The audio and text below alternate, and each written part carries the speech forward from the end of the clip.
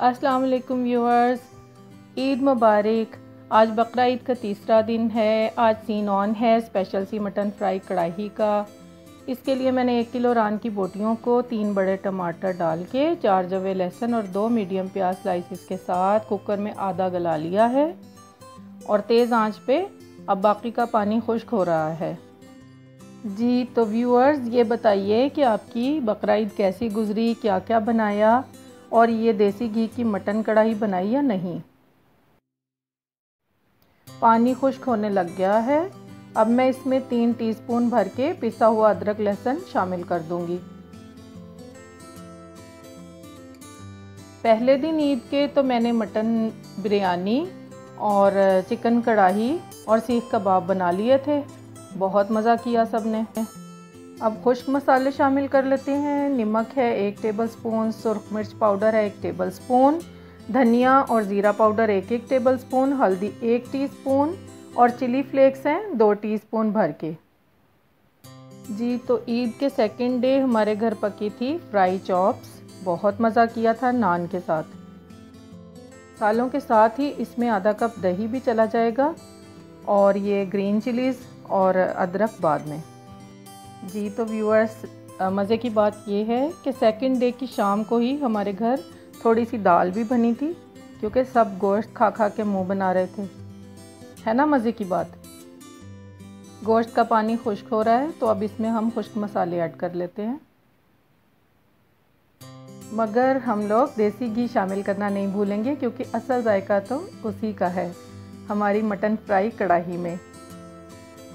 देसी घी का भी जनाब अपना ही मज़ा है। कभी कभी ये कढ़ाई बहुत मज़ा देती है, हर रोज़ नहीं।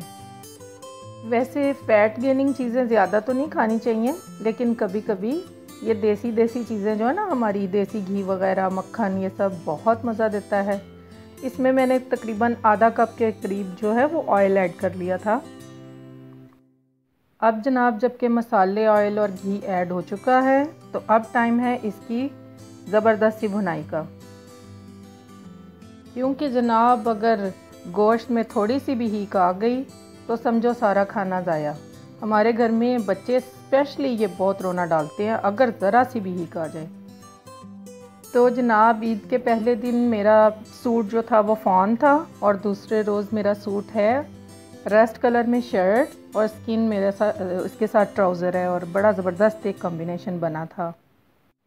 आप भी ज़रूर कमेंट सेक्शन में बताइए कि आपने क्या पहना। इतने में मैंने दही भी ऐड कर लिया है।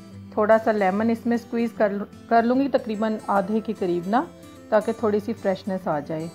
और फिर इन सबको खूब अच्छी तरह भून लूँगी ताकि ये दही की वाइटनेस जो है वो ख़त्म हो जाए और रेडनेस इसमें आ जाए।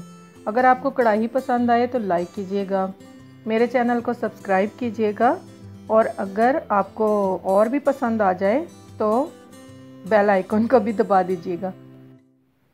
चलिए, एक कोयले का टुकड़ा जो है वो साथ ही दहकने के लिए बर्नर पे रख देते हैं, ताकि जब तक कढ़ाई भून रही है हम उसे अच्छी तरह सुलगा लें। तो जनाब, हम लोग ना ईद का रश ख़त्म होते ही किसी हिली एरिया का रुख करेंगे इंशाल्लाह ताला से। आउटिंग तो मस्त है ना। और ये मैंने इसमें कसूरी मेथी जो है वो 1 टीस्पून लेकर अपने हाथों पे उसे क्रश करके डाल दी है। इसे मिक्स करूँगी, इसका बड़ा अच्छा फ्लेवर आएगा।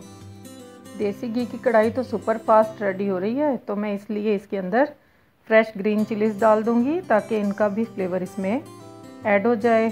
थोड़े फ्रेश जो हैं वो स्लाइस किए हुए जो अदरक है वो डाल दूँगी, जूलियन कटिंग है। और ये देखिए कढ़ाई की लुक आना शुरू हो गई है। मैं इसमें 1 स्पून रख के वो जो जलता हुआ कोयला है वो उसके अंदर रख दूँगी, और इसके ऊपर थोड़ा सा 2 कतरे के करीब जो है वो ऑयल छिड़कूँगी और लिड के साथ इसको दम पे रख दूँगी, ताकि सारा जो स्मोकी फ्लेवर है वो इसके अंदर ही रच बस जाए और कढ़ाई में एक प्रोफेशनल सा स्मोकी सा जो है ना वो टेस्ट आ जाए। चलिए, तो अपनी कढ़ाई को हम लोग ज़रा चेक कर लेते हैं। वाह, ज़बरदस्त, माशाल्लाह, क्या रिज़ल्ट आया है। क्या प्रोफेशनल टच नज़र आ रहा है इसके अंदर ना। क्या लुक है प्रोफेशनल किस्म की, ज़बरदस्त। होप के टेस्ट भी बहुत अच्छा होगा और सीन ऑन है।